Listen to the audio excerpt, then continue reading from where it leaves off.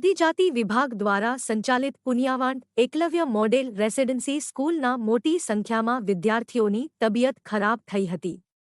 કુલ 116 બાળકો બીમાર પડતા છોટાઉદેપુર સિવિલ હોસ્પિટલ, તેજગઢ અને પાવીજેતપુર ખાતે બાળકોને સારવાર માટે દાખલ કરાયા હતા. 116 પૈકી 105 બાળકોની તબિયત સારી થતાં ડિસ્ચાર્જ કરાઈ ચૂક્યા છે. પરંતુ બાળકોની તબિયત બગડવા પાછળનું ચોક્કસ કારણ અત્યાર સુધી જાણી શકાયું નથી. તેવામાં ગઈકાલે કોંગ્રેસના નેતાઓએ શાળાના ભોજનાલયની મુલાકાત કરી સડેલું અનાજ અને શાકભાજી બાળકોને પીરસાતી હોવાનો આક્ષેપ કર્યો હતો. ત્યારે આજે સાંસદ જશુભાઈ, ધારાસભ્ય રાજેન્દ્રસિંહ સહિતના પદાધિકારીઓએ આજે શાળા કેમ્પસની મુલાકાત લઈ ડિસ્ચાર્જ થઈને આવેલા બાળકોના ખબર અંતર જાણ્યા. સાથે ભોજનાલયની મુલાકાત લઈ જરૂરી સૂચનો કર્યા હતા. વધુમાં કોંગ્રેસના આરોપોને રાજકીય ગણાવી ઘટના બની ત્યારબાદ જિલ્લા પ્રશાસન, આરોગ્ય વિભાગ અને શાળા તંત્રની કામગીરીની સરાહના કરી હતી.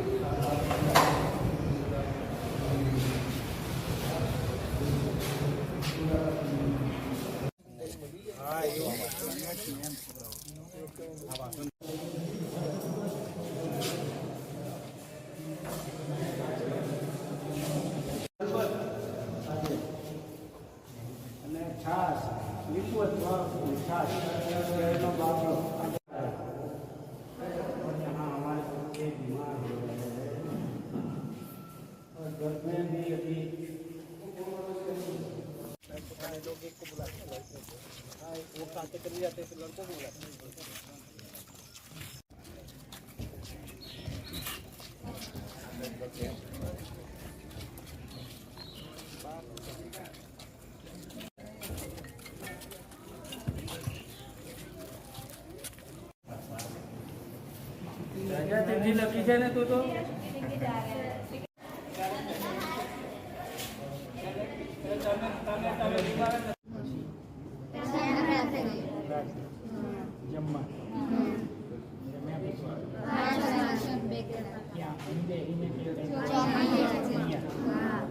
કેટલા વાગે 2 કલાક